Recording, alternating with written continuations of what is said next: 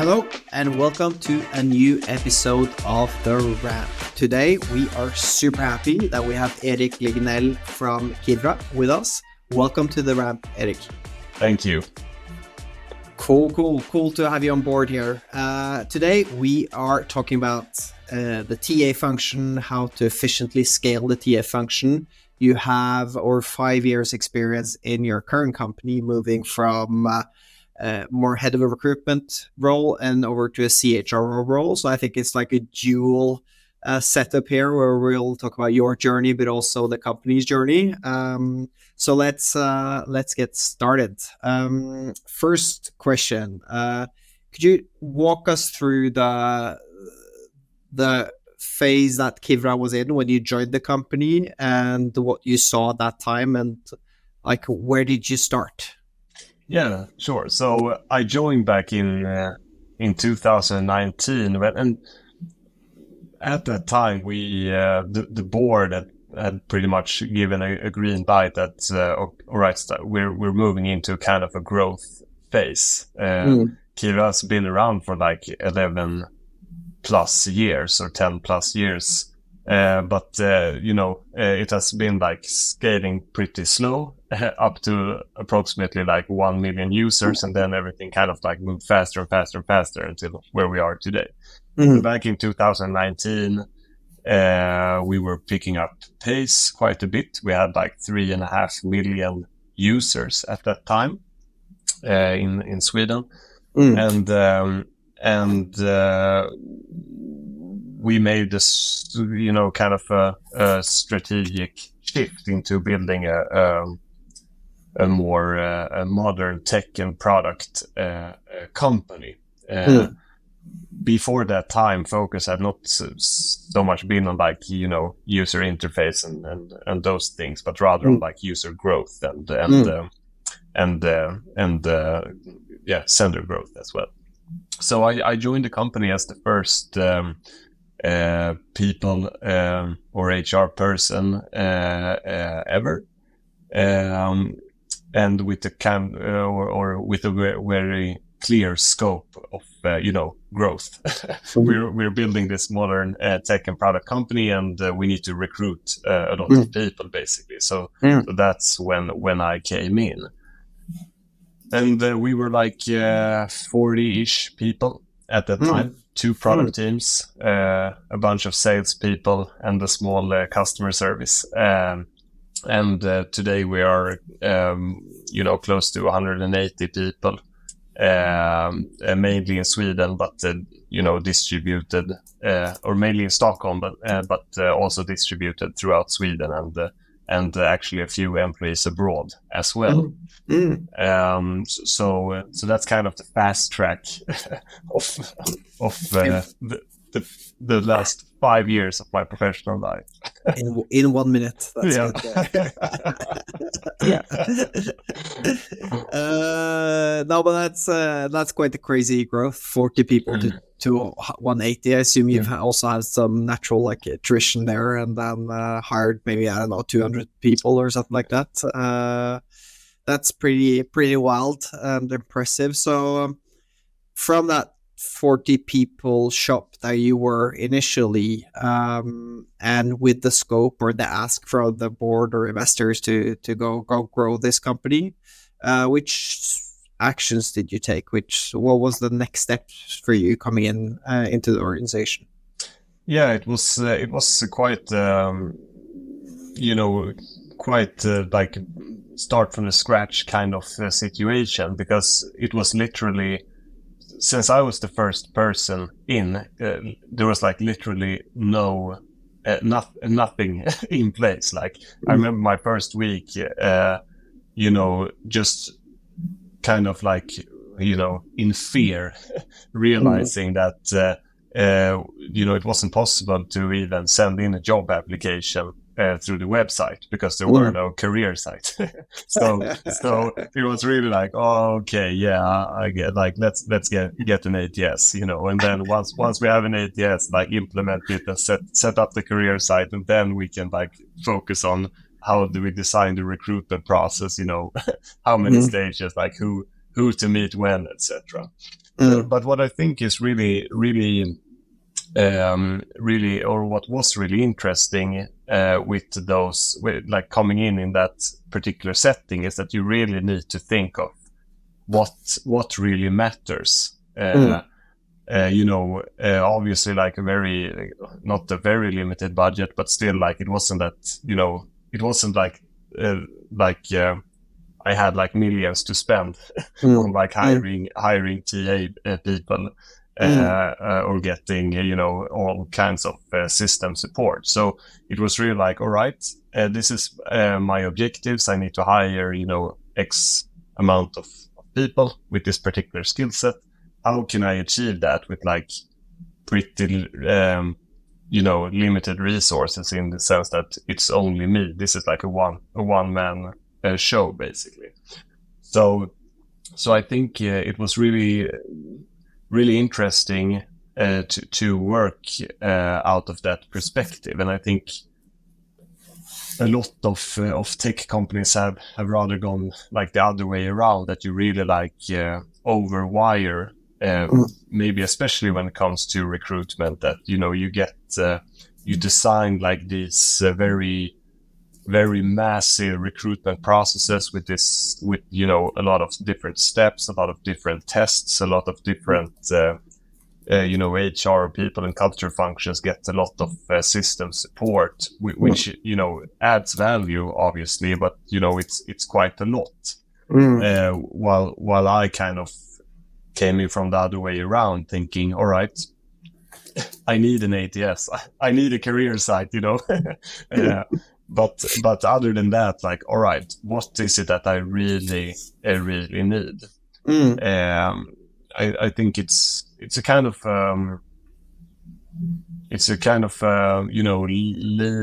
lean way of operating, where with all constantly thinking of like, how can I deliver the most value at all time, without like over spending on budget, or like over wiring on system support or whatever.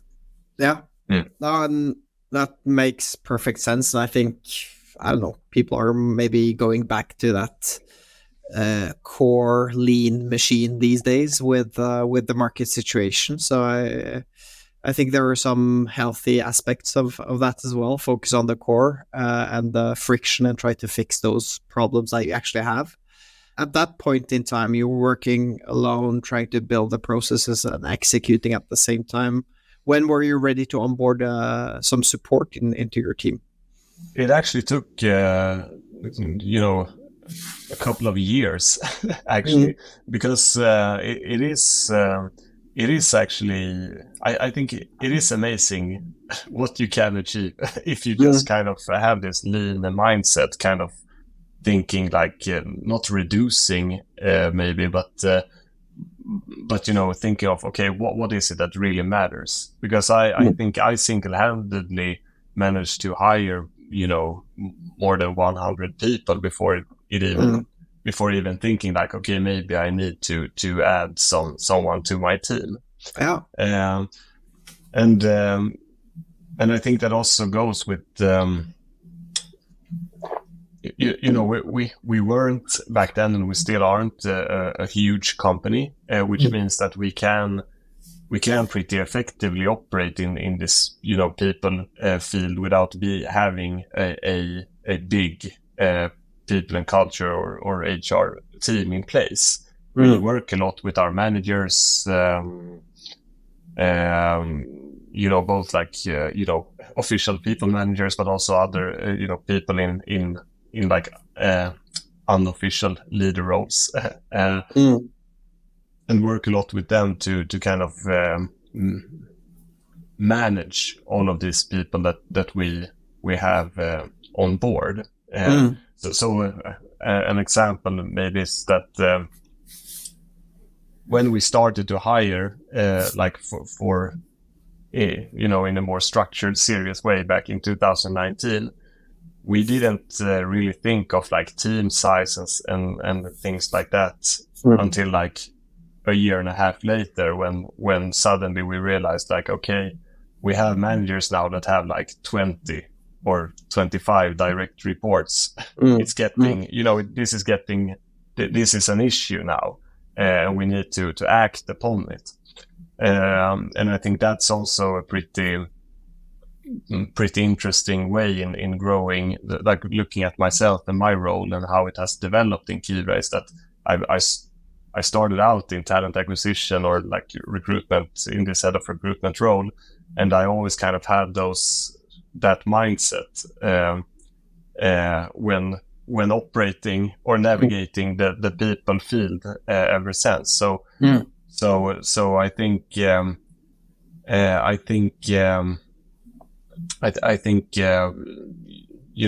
kind of like set the scene in the overall people agenda that we still have today. Yeah. I think it also brings obviously credibility that you've done the legwork yourself and know what great looks like. I think it's of course, as a manager you can't always be the functional expert, but it helps that you know their pains and you can guide them, and you know what great looks like and what speed looks like. So I assume you have less sympathy then for complaints because you did the legwork early days. No, of course. But I think also what we've done pretty successfully here is that, because until this day as of today, or not as of today, I have one people like who's like overall in charge of talent acquisition here, but we have 20 ish managers in Kivra, which we have taught them, we educate them in talent acquisition and really try to involve them and be very clear on, you as a manager are responsible for your own team in a way that, okay, is your team equipped to win or equipped to deliver on whatever goals you set up?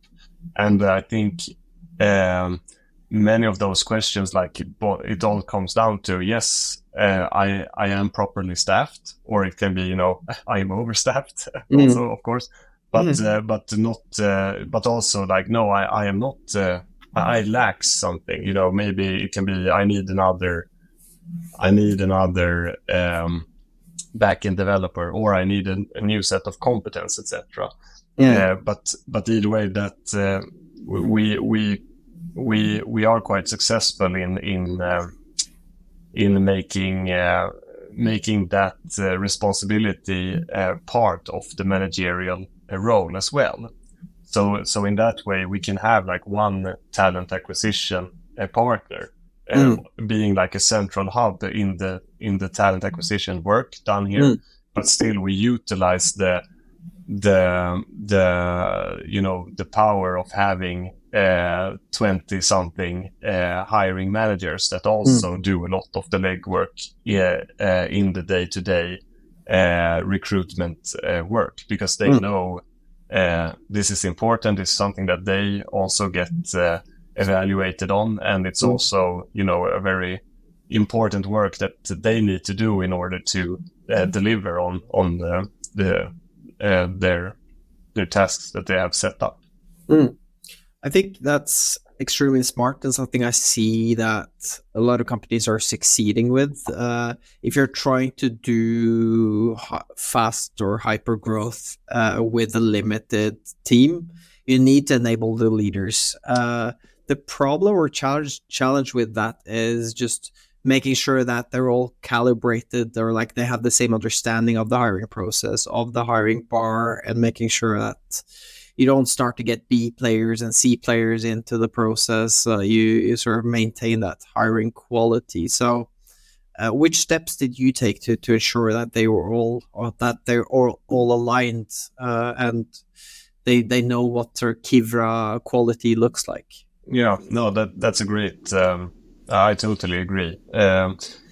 So I think it's very important that we set, from a kind of central or like the people and the people and culture function or the TA function needs to set like the frames or like provide a proper setting for the hiring managers to operate within. And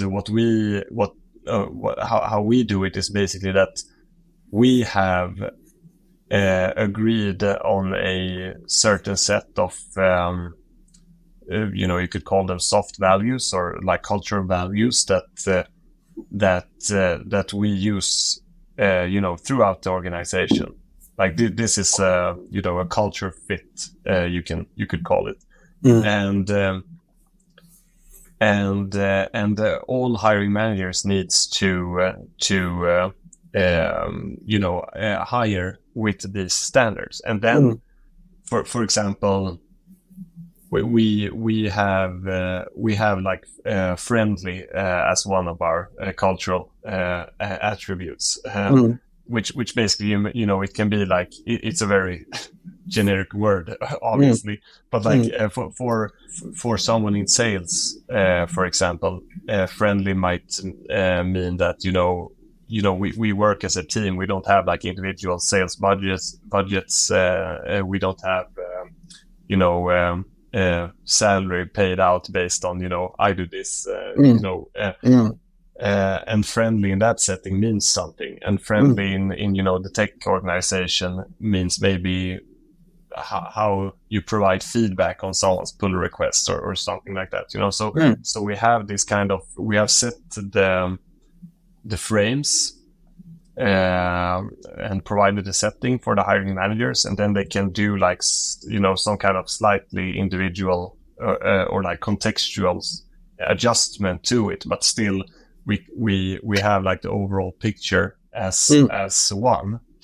And then we also of course have proper testing in the process, but we have but not in a way that we use like psychometric testing or are like seeing those things as mandatory, but rather a lot of technical tests, for example, or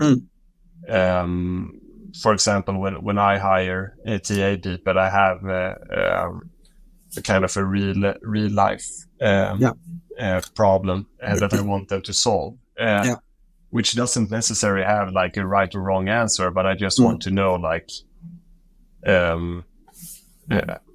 how does this person reason in this particular situation, and see, and that's what I'm really going for, so to speak. Makes sense. And so if I understand you correctly in terms of your recruitment processes, then you do of course advertisement, probably then some sourcing activities to get more candidates in the pipeline, depending on complexity of the role. You probably do some first interviews, but then you also do more work sample tests across like different functions. But you don't do personality and ability testing in the process, no? No, we don't. But we have, of course, interview step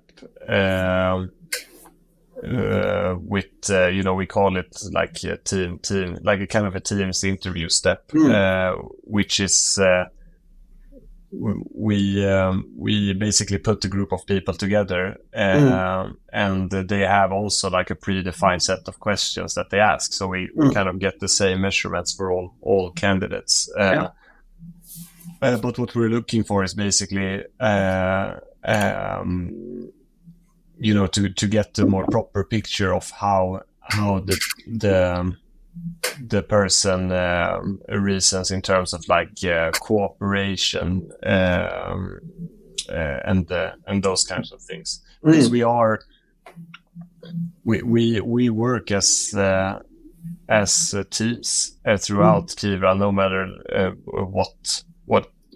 matter what it is that you do here. You're always in the team context, whether it is like a people and culture team or a sales team or a product team or whatever. You need to be able to navigate the group setting in for most people in a cross-functional setting as well. So we think of those things as equally important as technical competence, for example. But then of course, we hire a lot of technical roles, and obviously it requires a lot of sourcing, as you said. But we have a quite a nice position there, because Kivra is written in a programming language that is not so widely used. Wait, which language is that? It's called Erlang. So it's a functional programming language, which is great, because you really stand out in the Microsoft or Java jungle. But on the other hand, the talent pool is way smaller. I've had my fair share of Scala developers trying to hire those functional programmers. So it's good and bad. You get like evangelists in a way. You get like big fans, but there are not that many of them. So But what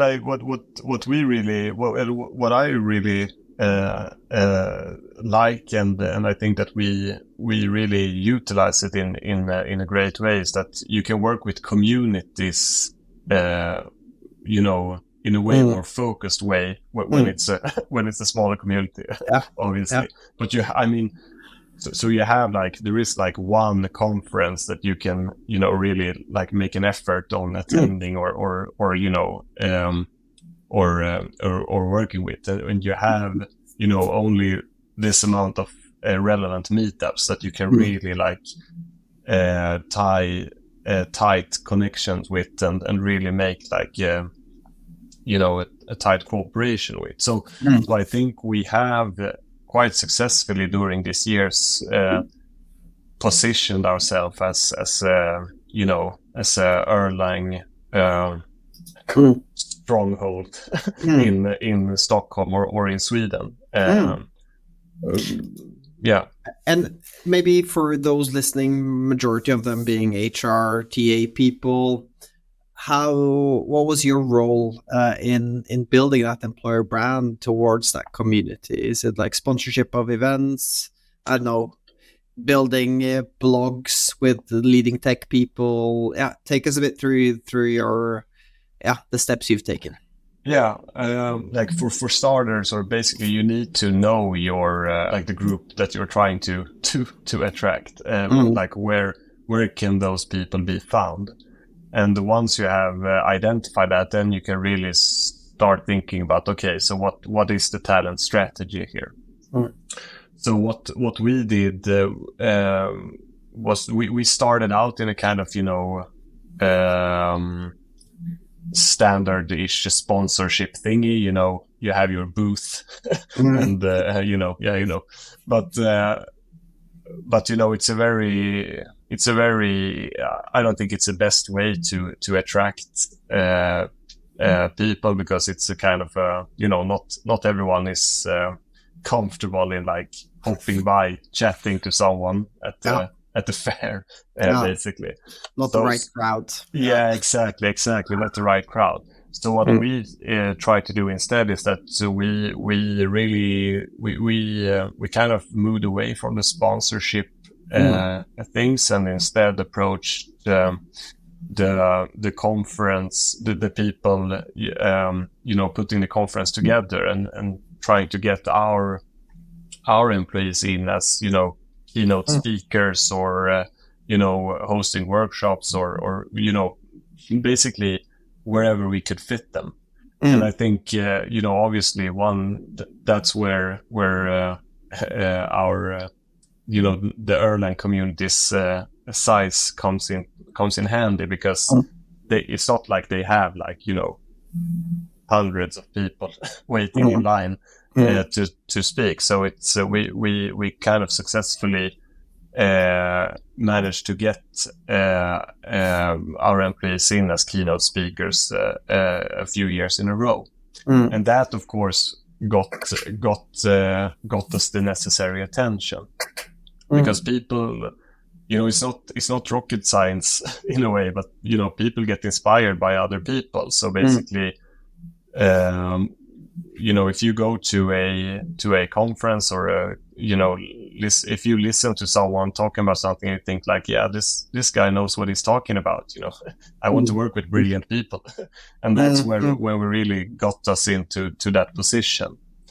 And I think it's the same with the different meetups in the Stockholm area that we targeted as well. We identified a few and kind of decided that, all right, this is our crowd.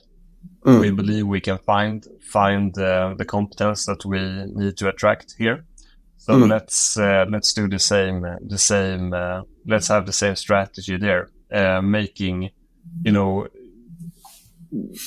kind of co-organizing the meetups, basically providing keynote speakers, providing our office space for it, and really making it kind of a extended part of our company, basically. And I think that's something that we can track and see. We can both keep track, but also see that it converts really well. And I think it's a very cost-efficient way to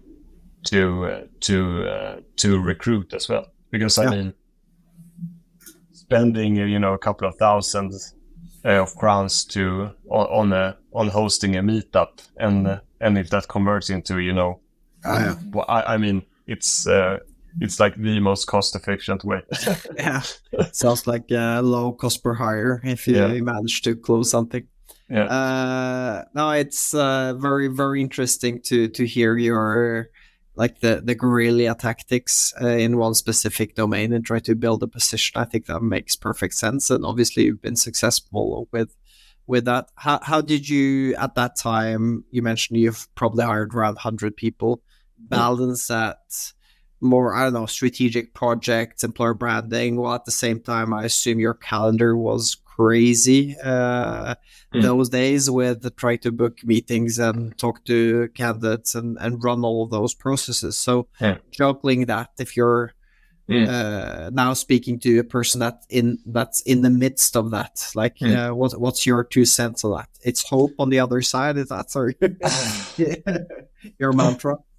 Yeah, no, but I mean, it's a really tricky question, because I kind of learned it the hard way, because we basically started to hire a lot of people, and then kind of realized maybe a bit too late that, okay, now we need to make sure that they also stick around, that they thrive here, and that's when we kind of when I personally broadened my scope into the retain part. Yeah, exactly.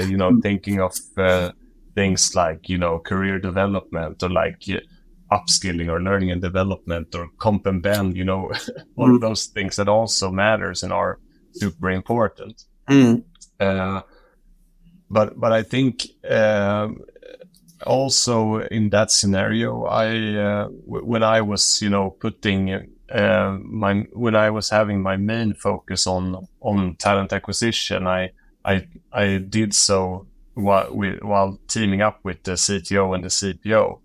And when you drive that kind of growth work with the C-level manager, then you can also utilize them in terms of, all right, and now we're hiring a bunch of people. How do we make sure that they have proper career development, or proper are compensated properly, or have the benefits needed? It can be everything for what kind of hardware do you provide to salary levels or whatever. And I think that has been a key to success for us, making the people questions everyone's concern, because as I mentioned earlier, all managers are aware that it is their responsibility to make sure that they have their teams properly staffed, and that goes all the way up to C-level management, of course. So I think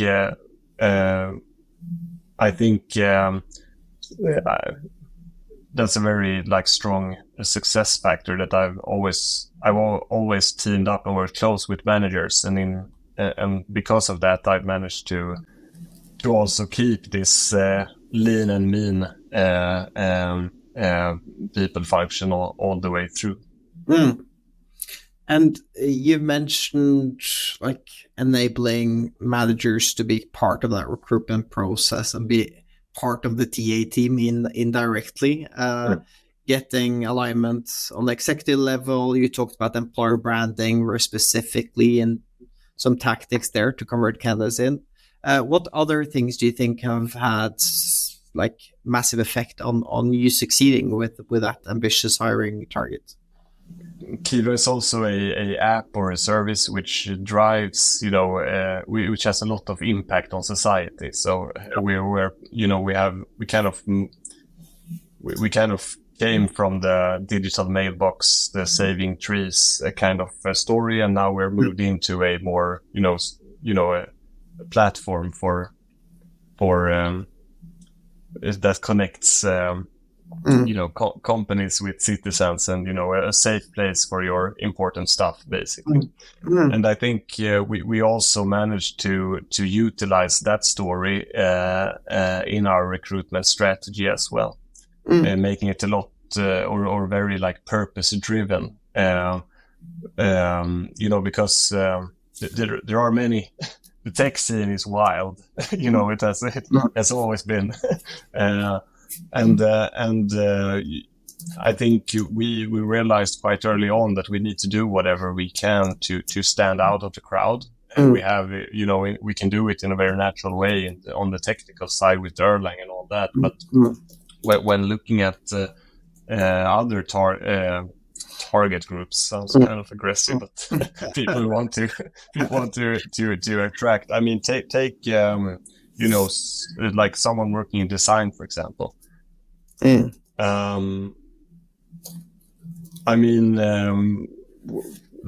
Where we have more than 6 billion users today. So if you're a designer wanting to have like a basically everyday impact on 6 million people in 6 million people's lives, where can you get that in Sweden? Like, volume. Exactly. So we try to utilize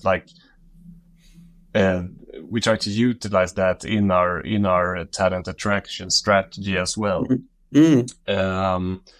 Whether it is like you want to have like a very strong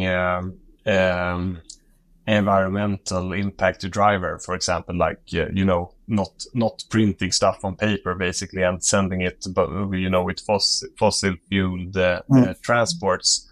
We can utilize that as well. Like we work a lot with storytelling, like we are driving change in society, or and we can adjust it to, obviously, like we have an overall story that we tell about Kivra, but still it can be like adjusted or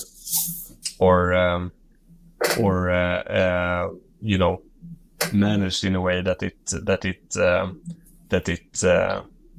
attracts whatever competence it is that we're looking at that time. That makes sense. And you made that shift from TA being a one-man band with 100 hires, which is massively impressive, and then onboarding a new person to the TA role. You're focusing more now on like obviously leading that track, but also the retain part of the business. How is that transition? Because recruitment is so quantitative, it's so tangible, it's so concrete, input versus output.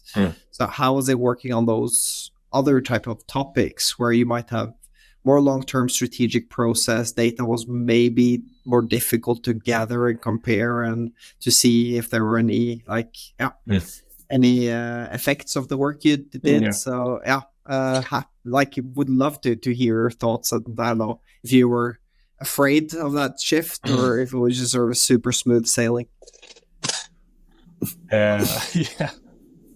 Not super smooth. I think that would be like a lie. No, but really, I really like as you like you're saying, recruitment is very, it's very easy to measure. It's very easy to see, like, the outcome, like did you close, did you hire or not, basically. And I think that has also been very beneficial for me when moving into this CHRO role, because when I meet pretty often when I meet other CHROs, in whatever setting, I get the feeling that many struggle with, getting like the management team on board in their work, and mainly because it's hard to make to make something quantitative out of it, or like how can we measure impact, and how can we, and I think since my roots are in recruitment, that has kind of been my way of operating ever since. And I think that has been very, very beneficial for me when I moved into this position, and also as a part of the management team, that, I've always had like, I always presented my ideas in that kind of setting, like, this is what I want to do, and this is how we're going to measure it, or this is what I want to do because I have data to to back it up, basically. You build a proper business case. Yeah, exactly. And I think that's also it makes it also very tangible for my colleagues, which is not in the people field, then, to see, like, take something like, company culture, for example. It's very, like, the most interesting topic, because all successful companies talk about their company culture as, like, this is like the single most important thing for our success. Like, without our strong company culture, nothing of this would have happened. Blah blah blah blah. But still, it can people talk about, like, something very, like, fluffy, abstract, that, culture kind of just happens, or it just is, and, it can't be controlled, etc. While I think, it can be controlled, and should be not controlled, but, like, steered or managed, in a way. And I think a lot of my work is setting up targets for we have company-wide goals and targets of things we want to achieve, in terms of, like, product, or, tech, or business, or whatever. And my job is to see, like, all right, so where do I come in this picture? Like, how can we utilize our culture in a way that supports this transition? So we work a lot with what I call cultural capabilities, which is basically what it sounds like. Like, if we believe that we need to be more business focused, then we can create,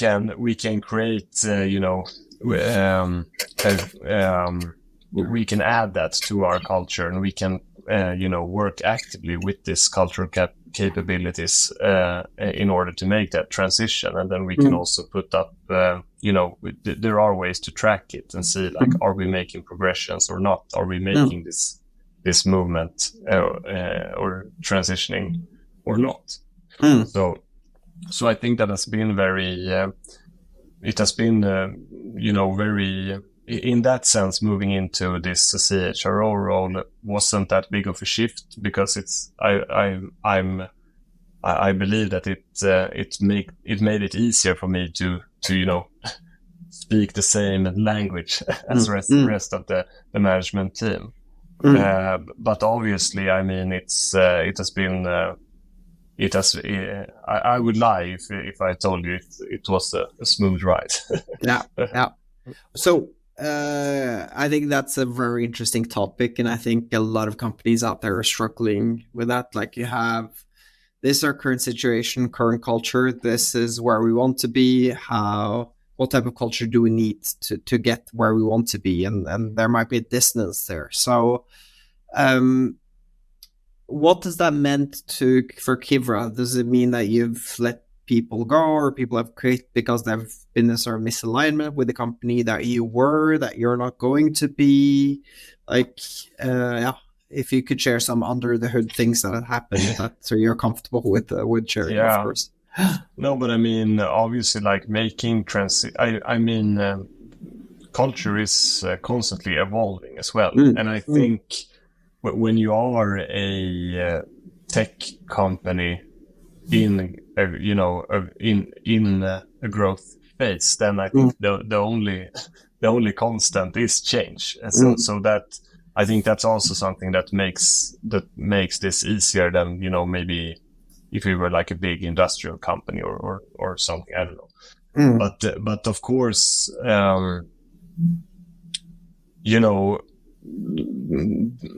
back when I joined Kivra, we just started this like growth journey, deciding on now we are going to hire a lot of people. There were many back then that thought that was like a cultural shift in the wrong direction, and of course, then they left the company because then maybe they signed up for I want to work in a 10 or 20 people company, and now it's too big, it doesn't suit me. And I think that's okay. Obviously, like you need to have that in your calculation that making a shift in your culture will not be suitable for all, so people will leave. That's like that's impossible.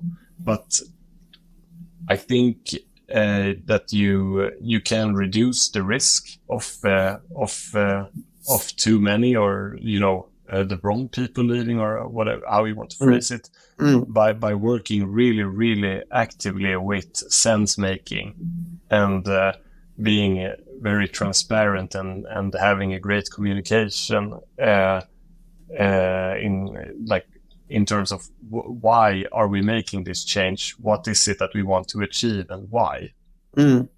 Because if that's clear and if that's clearly communicated throughout the organization, then people will have a lot easier time to really digest the changes that are coming and deciding, is this for me or not? Because I really think that people don't want to be changed or like have the feeling that they are forced to be changed.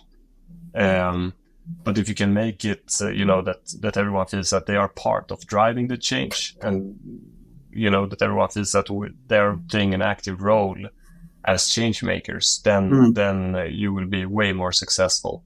Yeah. Like looking back and doing some self-reflections, what stuff would you've done differently at Kivra, and what have you sort of changed or iterated on during your journey? I think I would have been more. I wouldn't have been so afraid of being clear in like expectations or like what how we want to do things. So for example, like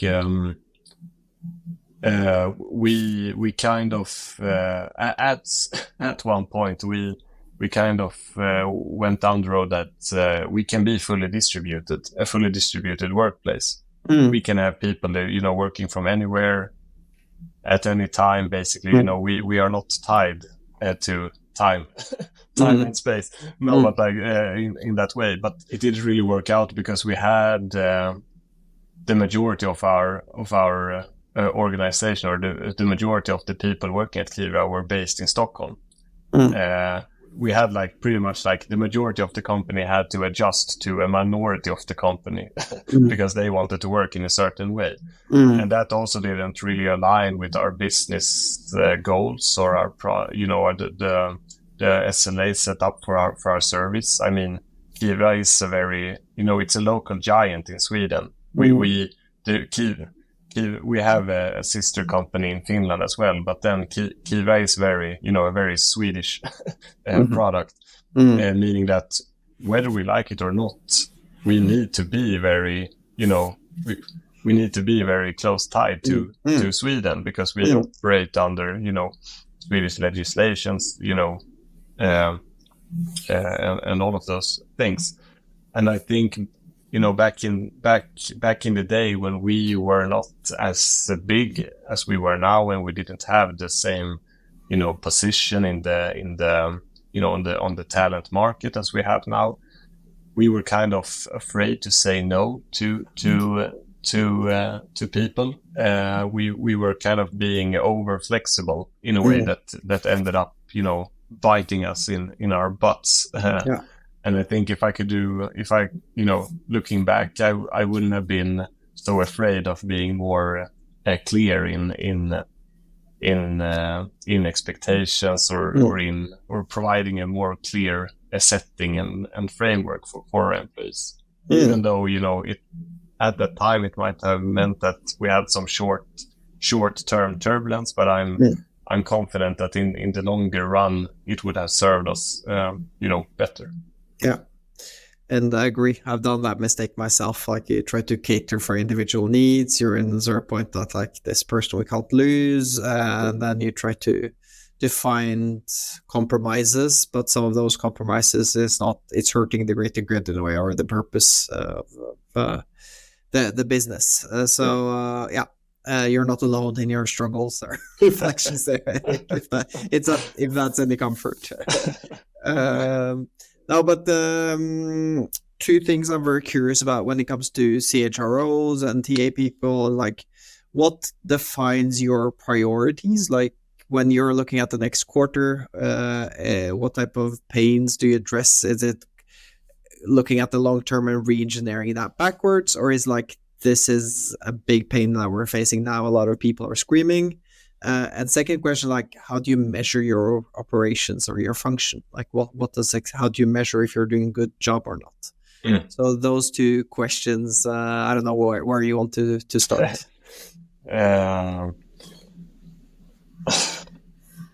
No, but I mean, I don't have like a specific big pain point at this time.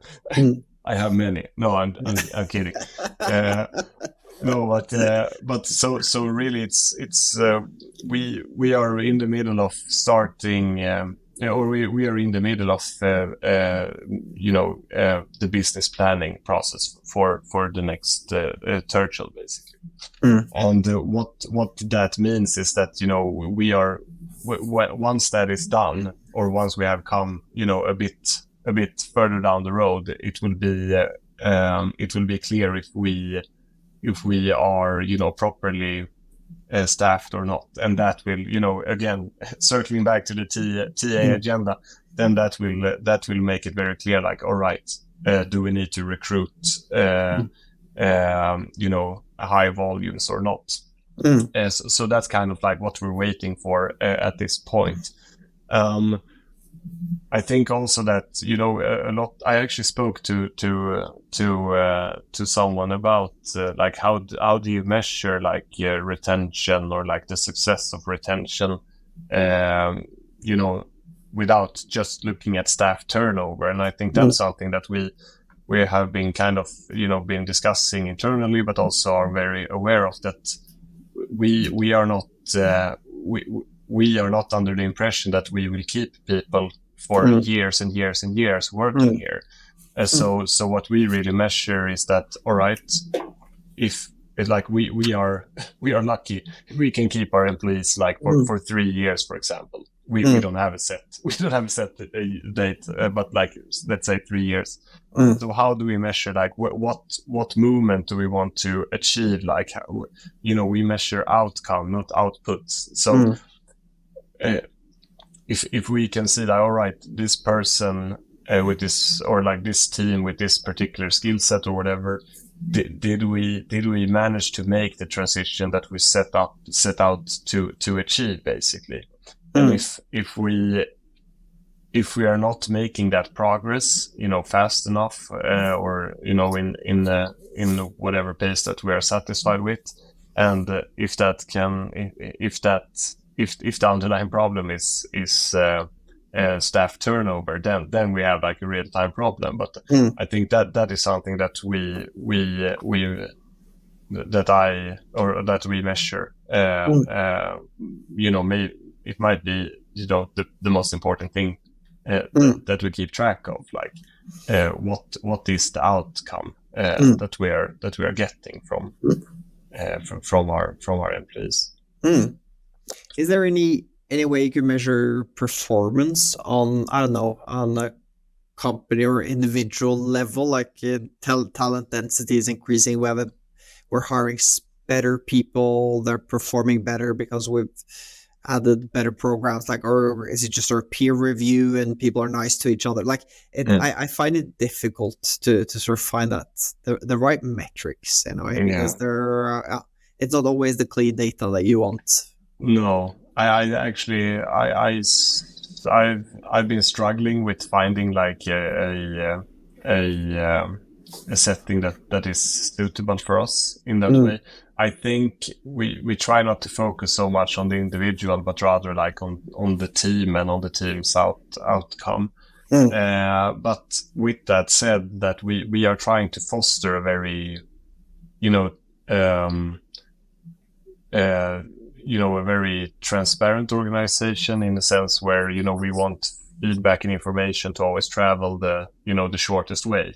And that means that we work we have a set of company-wide ceremonies that support enhancing this short, tight feedback loops. And we also work very actively with our managers and actually with everyone working at Kivra. Like this is what we expect you to do, like keep the feedback loops tight, whether it is attending a retro or a demo or whatever, or just speaking up when I think you did something that could have been done in a different way, in a better way.